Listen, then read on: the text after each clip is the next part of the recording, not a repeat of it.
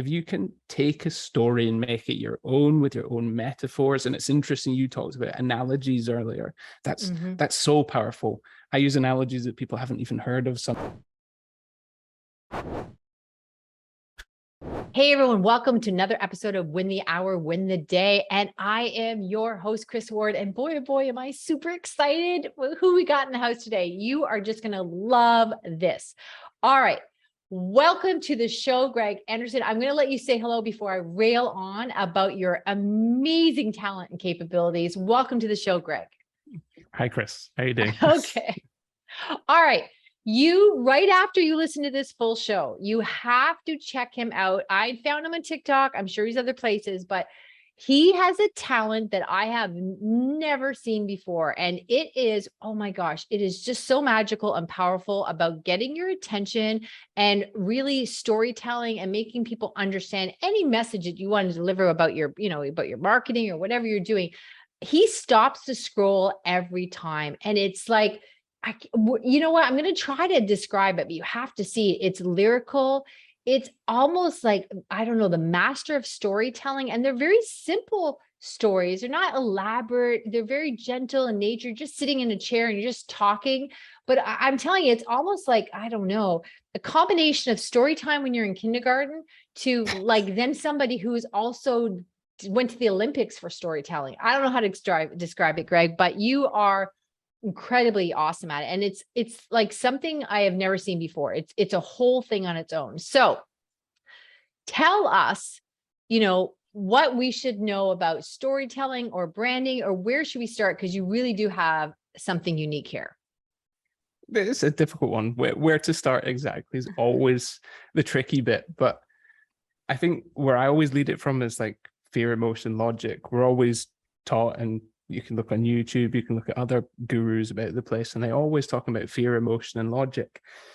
But what no one talks about is that emotions, how we kind of recall things. So your worst memories and your best memories are often the ones that you can recall it perfectly with ease. And that's the approach that I kind of want to take to what I do, is teach people through emotion.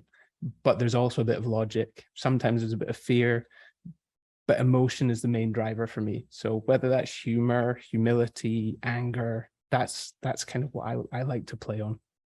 You know what, as you were saying that, you increased my bandwidth, because I'm a somewhat intelligent person, but when you say emotion, obviously I actually went to like, okay, make these stories more emotional, but the emotion can be humor. It doesn't have to be the whole tear jerking thing, because I find that gets old really quickly and it's not my jam. But I think you're just talking about engagement and generating a stir in somebody some way. Completely. That's exactly what you're doing. All you're doing is trying to, I think someone else put it recently, is hit them in the face with a cream pie. And then directly after, you're trying to stir their emotions so that you yourself become more memorable. And then beyond that, the message you're setting becomes memorable. They almost have to tune into you. And it's, that hook, the first 3 seconds, everyone talks about it. That's what's going to drive to watch the rest of the video. But without the emotion built throughout, they're not going to remember it.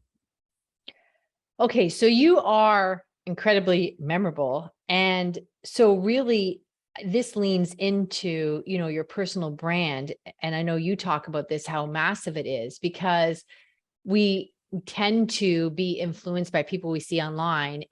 Or I know for me, when I was starting to do more stuff online with videos, it was a veneer version of who I am, because I was trying to put my shoulders back and show that I'm educated and use good words. And I went to school and all this stuff, but it was kind of like boring. And then I kind of thought the high energy person that I'm known for, I kind of thought that was a fifth date thing. Like once you become my client and then you get to know me, I get to sort of unleash myself upon you. But you have this very gentle way in a very noisy platform like TikTok that I find you can't scroll by. And it really is true to your nature and the way you storytell. So it does lend itself to the fact that that is who you are. That is how you show up. And yet in such a nice, noisy platform, you still get people's attention. I know this sounds ridiculous, but just being you, right? You're too kind. I'm getting all the compliments. Yeah, I think being you is a big part of it. You can't lose your own message. When people are trying to copy other people, you can see straight through it. Speaking 100 miles an hour is something I don't do, for instance. There's studies as to why not to speak 100 miles an hour. You know, you seem more confident, you think about what you say, and then it gives people time to think about what you're saying as well. So I think either way, you're super engaging, and that's you, and that's your personality. You should never lose that. And then other people are going, which one do I take? Which path do I take? Do I speak slow? Do I speak fast? Do I have to talk about a certain subject a certain way? Should I swear? Should I not swear?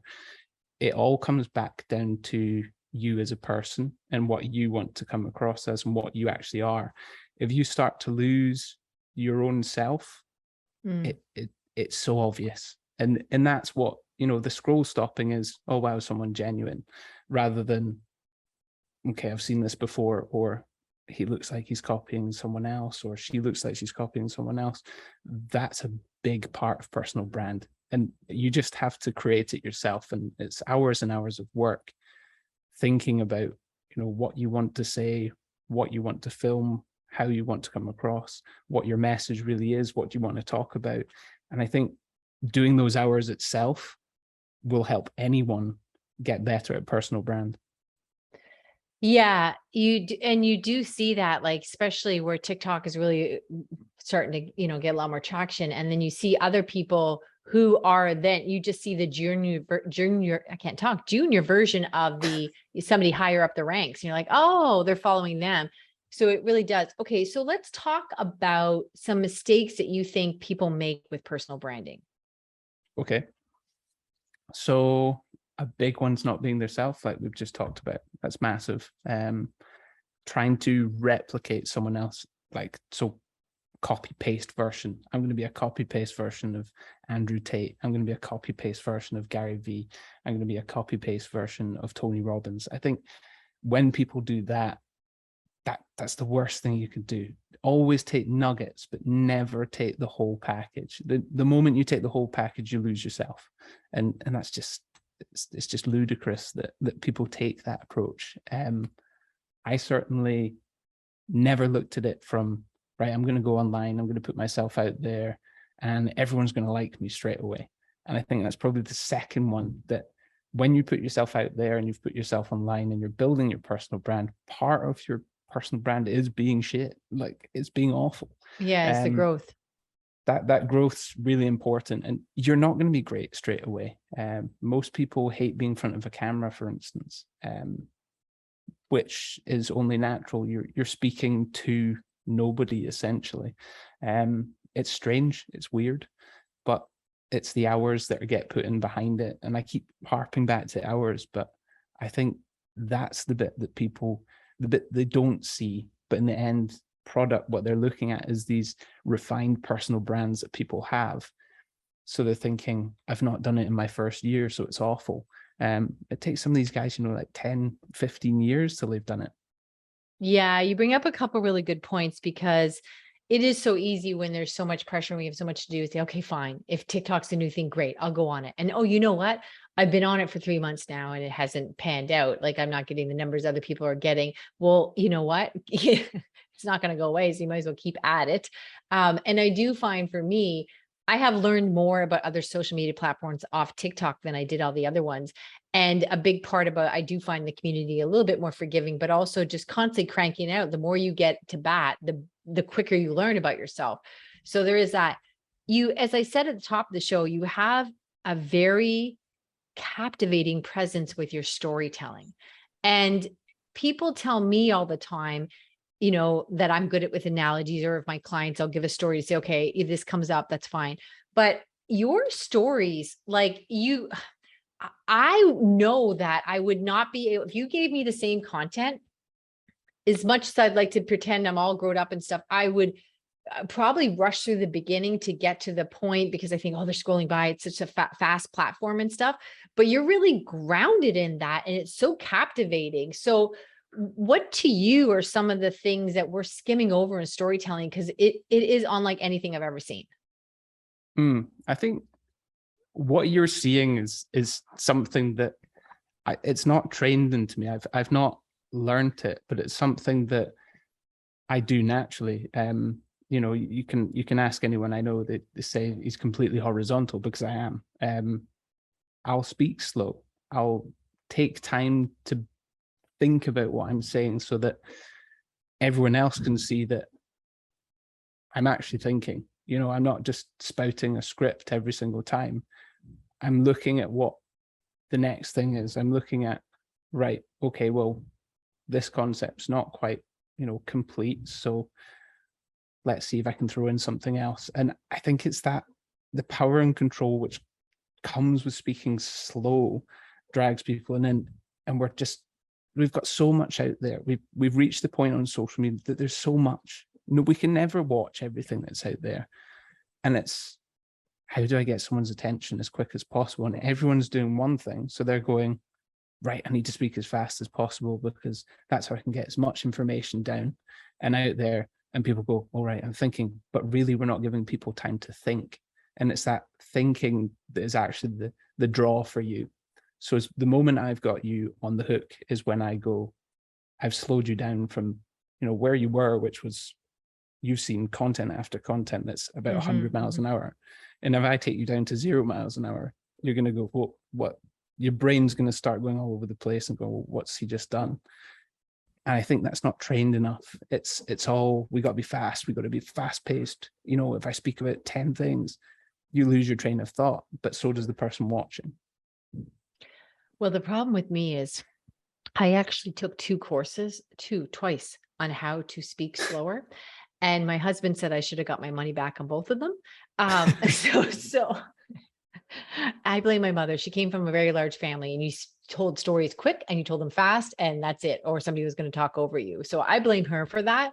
But so in my case, I have, sadly, this is me speaking slower. I have learned to slow down, but it is my natural fit. And I have tried to do it the other way. And then it was like painful. It's not who I am and all this other stuff. Right. And then once you get to know me, you're not going to get that person anyhow, if I could speak slower.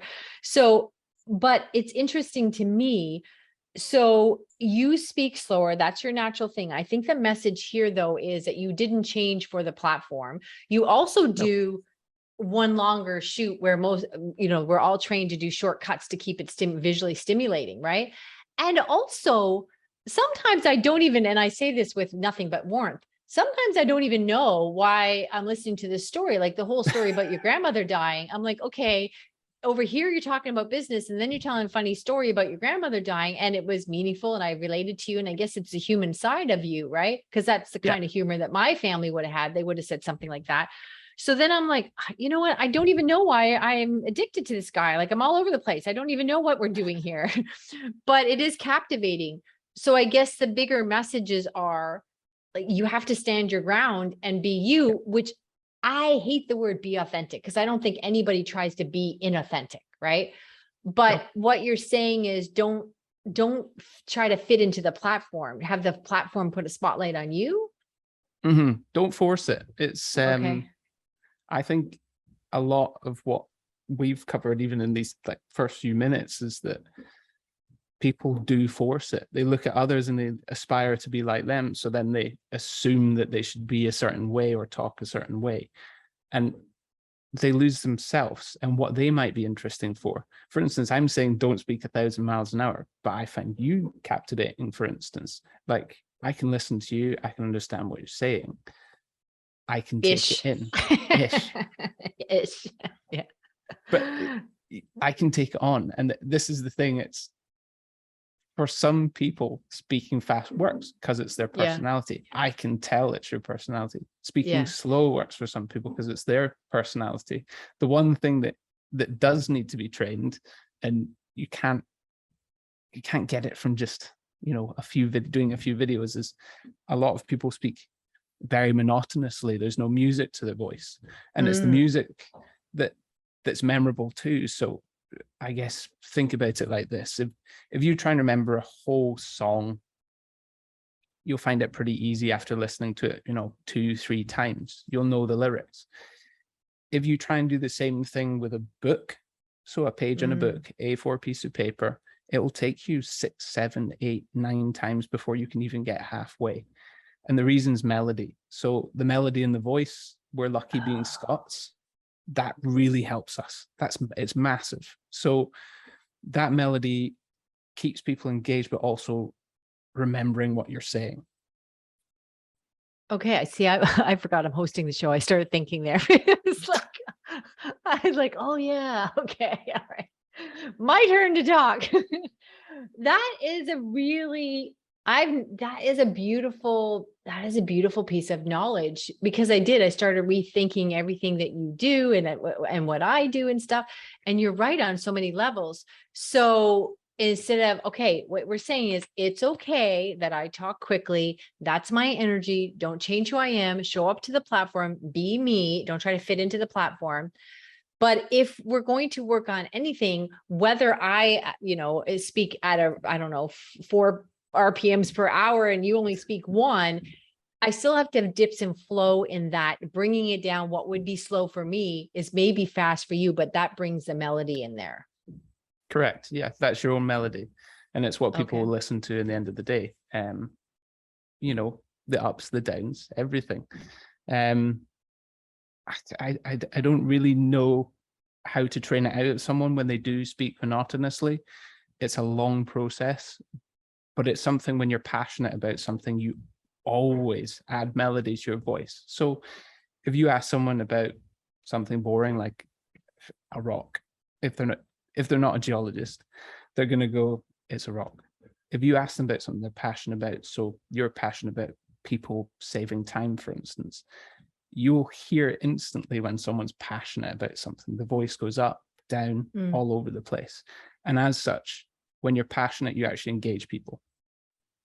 Yeah, I have always found that there's sometimes you could talk to somebody in something that you're not even particularly interested in, but they're so passionate about. You're like, you made that interesting. I still don't care about it, but I want to know, like, I want to learn a little bit more because you made it so interesting.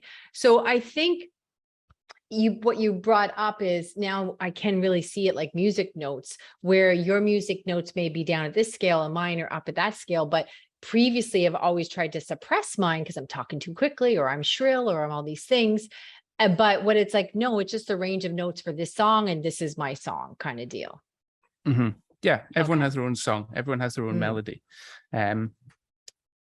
It's just how we work as humans and what we find engaging.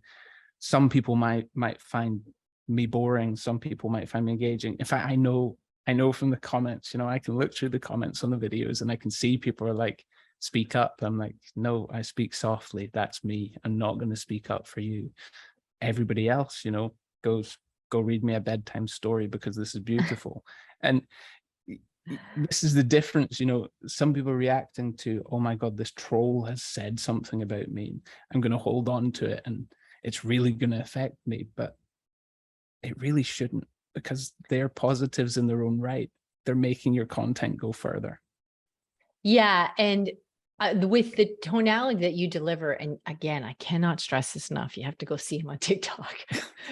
You're scrolling by and all of a sudden it's like, I don't know what he's talking about, but clearly this is important, right? It's like, I must pay attention to this. And then it's like, oh, your grandma died? Okay, well, sorry about that, but I could have watched that one later, right? It does, but I think you're right. And you even did some funny ones too, where you're addressing the trolls or you're addressing crazy people, and it was just so well done. Again, it was just like music.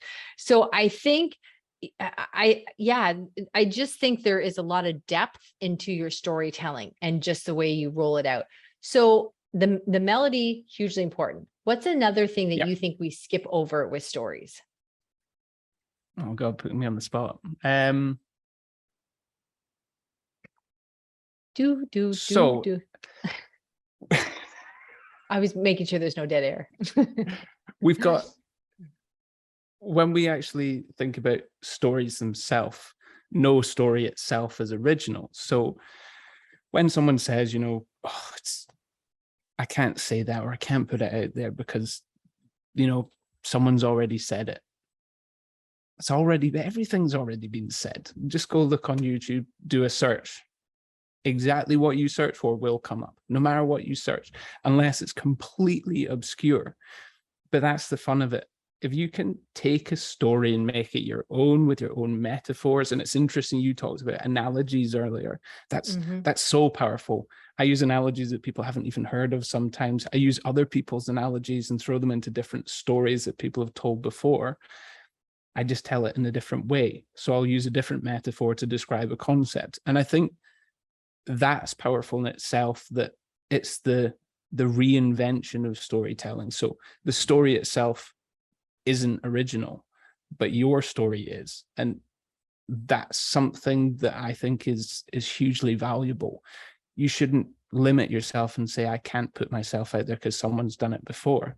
Just think of it in terms of, I can put myself out there, even though it's been said before, but I'm going to try and reframe this in my own way. Yeah, I had somebody else in the show and she gave a really great example that I remembered. And she said, like, nobody that's going to open up a pizza joint says, oh my gosh, there's enough pizza places around here, I'm not going to open one. But what you think is, oh, my sauce is special. We have a different sauce. So we're going to open, yes, yet another pizza place because my sauce is special. So, you know, you got your special sauce. And I think it's really interesting too, when you talked about previously the trolls, there are some people that argue that, you know, you're doing well on social media when you get the trolls. As upsetting as that can be, that means you have enough of an audience. I know for me, I don't know if I would call it a troll, but I had somebody comment, I did a video, it was on TikTok, and they put in the thing behind me, the lamp behind you doesn't have a shade. Okay. So Hey, this is good. This is good for the next bit, what you're saying right now. My next point on storytelling. I'm like, what the hell is that? First of all, I just moved into a new house. That room's not done yet. But secondly, is that all you got from this video? Because, you know, I really thought there was more to it, but okay. Thank you for sharing. And I know that I live here, but yeah, so you can't get sucked into that. No, not at all. And that's actually helpful for you. So another aspect of storytelling, particularly when it's visual, is providing some sort of prop or something happening in the background. One of the most viewed videos on the platform itself is a bunch of guys in the window at the back watching the girls dancing. No one's talking about the girls dancing. They're all talking about the guys in the background. The reason it's got so many views is because everyone is commenting, you know, pervs and what are they doing? Do they think they can't be seen? This is going to be all over the internet. You know, that's the intrigue in storytelling. An example, I talked about money being able to buy happiness with a toilet brush in my hand. Right. No one commented on the toilet brush. No one. I think one person maybe, but 50,000 people saw that video. And we're probably thinking, why is he holding a toilet brush the whole time I was speaking? That is interesting too, because for a while, like previously before I was on TikTok, not before TikTok, but I used a lot of props. I would use an example of, like, you know, a jar of jelly beans and talking about, like, you know, a big jar of red jelly beans. Here's kind of like all the important work that you have. And then it's buried in a jar with, you know, a whole bunch of different colors. You're trying to dig out the red beans. This is the real work. And I kind of gave that up on TikTok because it seemed, again, I was fitting into the platform. It seemed like it was more conversational, it's more fast paced. Don't use the props, right? But in your case, I was, you know, thinking too, well, what is he talking about props? Because you're always sitting in a chair and it's so, gather around, children. It's story time. I'm going to tell you something really important. Like, it must, whatever I'm about to say, must be really important. And so because of your gentle delivery, your prop is gentle, but again, stay true to who you are. And, you know, visual also helps in the storytelling. Mm-hmm. Yeah. Visual does help. The problem is you can distract with visual as well. So if you have something completely out of the ordinary in your hand or in the background, someone is going to focus on that rather than focusing on your message or what you're saying. So if your key part of your storytelling is, I want people to listen to me and listen to what I say because I want them to learn, or I want to sell to them based on what I'm saying, don't focus on the props because the props will distract. And so what made you choose, what was your aim with the toilet brush? It was a test. Okay. As horrible as that is, a lot of what I do is it tests people and makes them think. And I add the humor, emotion, humility, anger side as well to make them actually think what they've learned in 6 videos. So I'm doing TikTok, I'm making people comment. The people that have commented, I know are going to see the next video most likely, because at the moment, that's how the algorithm's working. You know, oh, you like that, you commented on it, I'm going to show you it again. There's a dislike button now, I think. But the point of it is that they're drawn in by a story time and time again. I don't want to do it any other way, and that's the only way I do it. And I love the one where you said, this is part 2 of why you shouldn't do part 2s. And I was like, oh, that is so funny. Yeah, Because everyone was telling you on TikTok to do 3-part series and all this other stuff, right? And I even like, all right, I'll try it once. It doesn't make sense. It seems like a lot of work. And I don't think anybody goes back and watches it, but I thought I'll try it. But you're like, this is part 2 of why you don't do a part 2 series. It's like, excellent. Oh my gosh. It's all kinds of fun. Okay. And how long would you say you've been putting yourself out there sort of effectively on video? On TikTok? Yeah. End of March, start of April. Oh, wow. Okay. You're doing awesome. Yeah. So yeah, I grew really fast, based on a single play. But I told people I was going to do the play the very day before, which was mentioning someone's name who happened to be biggest on the platform at the time. Guess who? Andrew Tate. Oh, is that the one where you were not, what's the word? I don't know, I want to say criticizing. Is that the one you were talking about? Look, this is the approach he's doing. It's very negative, and here's why it works kind of deal. Was that one?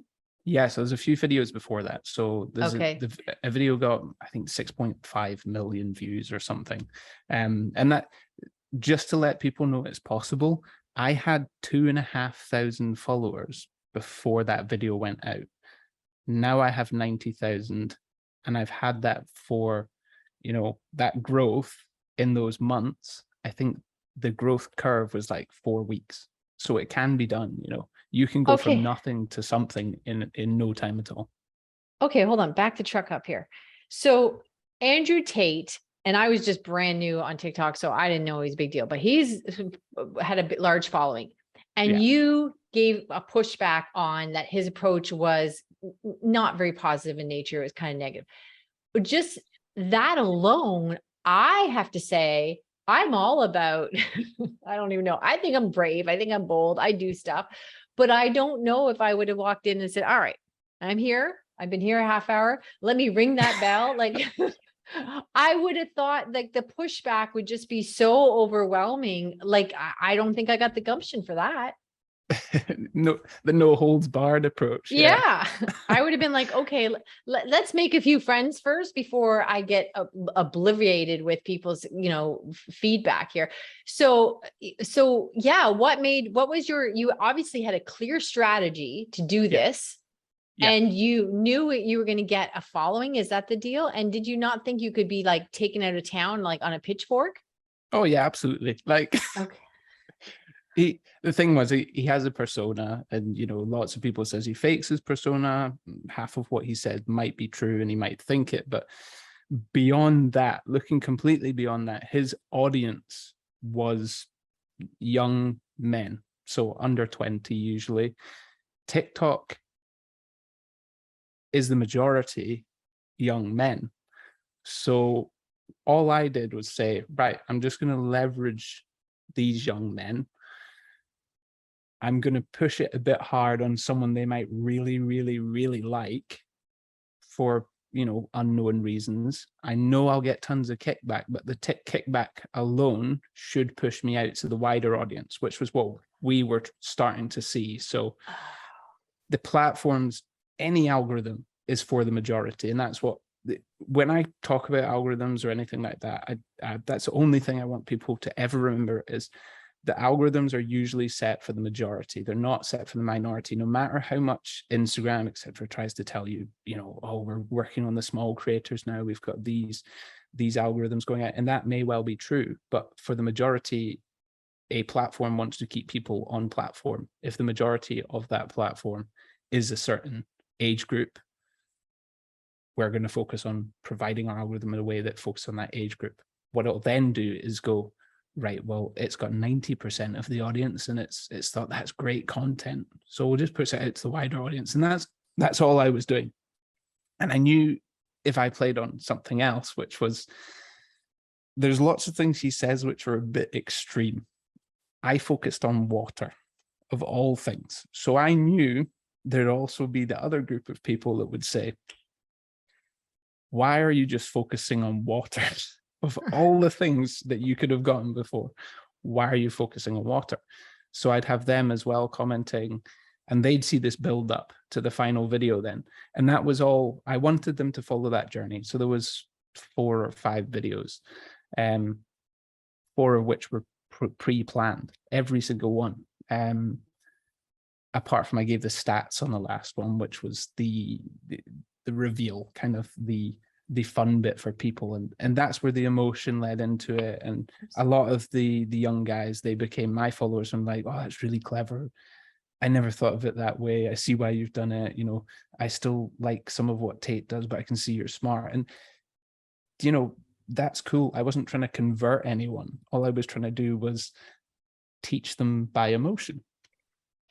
Oh my gosh. Oh, this could turn into a 5-part Netflix series. Okay, hold on. So I think this is a really powerful insight. So there's been times that I see somebody that says something, you know, which I totally disagree with, like, especially say on TikTok where you can do whatever duets and all that other stuff. And for me, I often talk about, you know, people talk about delegate. And I say, delegating is a lateral move. The work still has to come through you. It's still work for you. You don't want to delegate. Like, I'm so against that. Right.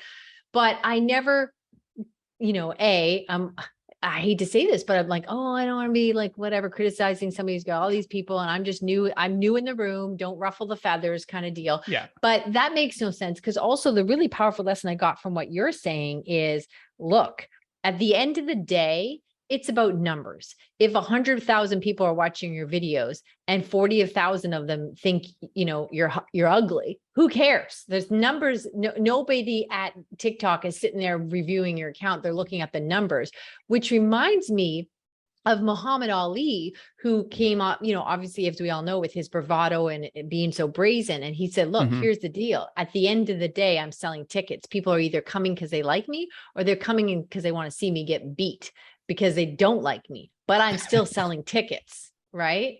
So that's really, you were leaning into the algorithm and looking at the numbers and not going, oh, not everybody likes me. And not that I certainly don't need to be liked. I'm quite comfortable if somebody doesn't like me, especially when they tell me, because then I think, you know what, you and I are not going to have a lot in common if you don't like me. So I'm okay with not being liked. However, I do think as a human, we all take that a little bit different with social media, because it just seems like the spray of feedback can be so harsh, especially when they start twisting little things you say out of turn. But you were thinking very strategically, going, yeah, we're just chasing the numbers. The rest will sort itself out later. Yeah, we've got something in the UK called Marmite. I don't know if you've got it over there, but Marmite, people either love it or hate it. And the expression is, you're like Marmite. I think I proved a point with that. You know, not everybody can be liked by everyone, but nor should everyone want to be liked by everyone, because it's just the wrong way to go. You will limit yourself if you want to be liked by anyone, because you're limiting yourself in your own beliefs. You might have certain beliefs, and you look at people like Piers Morgan on TV, he says outrageous things, but he's still got his spot on TV because he encourages debate. And, you know, that's what ideally what they want. It's viewership and debate are the two things that, you know, the news leverages it pretty highly. Yeah, you don't have to follow him for him to explode somewhere and find his way to your feed, even when you're like, I never want to see him again. And I think too, to that note, also, like, you made some comments about Gary Vee, which I had always thought that, you know, I felt that I didn't feel he earned his path, but yet he makes millions more than I do a year, but he was given a business that was already established. So I was just sitting here going, I don't understand why everyone else is like, he's not my jam. Like, power to him, good for you, but not my jam. And then you had done a video about, you know, did anybody but me notice he already had established business? Here's what he did. Here's what he didn't do. Why does he get all these accolades?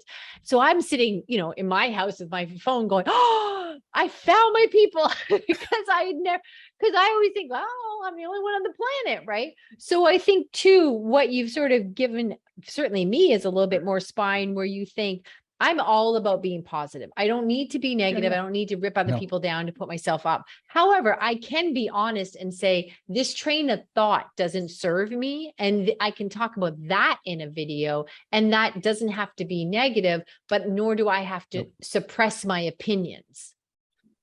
No, I completely agree with you. And, you know, I've just showed in the early days 2 tactics which are marketing by unpopular opinion. And the video will probably be out as the podcast comes out on this as well. So the reason I talked about Gary Vee in that way is because he said 90% of what I said on that video.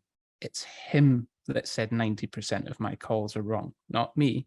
I just phrased it in a certain way and used keywords and trigger words to make him his own enemy to his followers.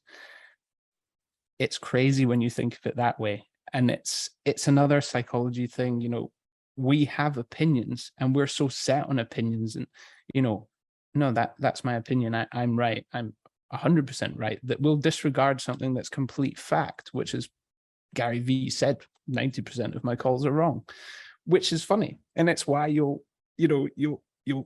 push yourself towards comments on a video that you think, yeah, I agree with that. But you won't even, you know, regard a comment that's completely opposite, even if it's completely valid or it has evidence. We tend to disregard the evidence. And when you think of that, you know, you go way deep. You can go way deep into your personal brand and how you play yourself and how you can use power to manipulate it, essentially, as horribly as that sounds. But we are all mass manipulators. Doesn't matter how you look at it. The goal of you is, I want something. How you phrase that is often in a nice way, or I'm going to take it. So either way works. It's just, you'll be perceived a certain way by certain people, but you'll be perceived another way by others. I think you're like, and you know, in the movies where, I don't know, maybe a Tom Cruise movie or something where they're the world domination. And then you're like, yeah, everyone's chasing this, what perceived bad guy. But then there's the quiet one in the back who actually is the strategic thinker that we all did not know we should have been paying attention to, because you're all very gentle, but here's some master strategy going on that I have not, I'm sure we didn't even scratch the surface, but I've not heard from anybody else. So Greig, you have been a treat. Where should people find you if they want more of your brilliance? I'm focusing a lot on TikTok just now. So yeah, the Greig Anderson is with an I because my parents wanted to mess with people. So Greig. That's where I'm focusing a lot of my efforts. I am on Instagram as well with the same handle. I do have a YouTube, and you'll be seeing probably a lot more and hearing a lot more of me on other podcasts as well. Yes, you definitely will. Oh my gosh, he's so, yeah, you have to check him out on TikTok. All right, Greig, you have been a treat. Thank you so much. Everyone else, we will see you in the next episode.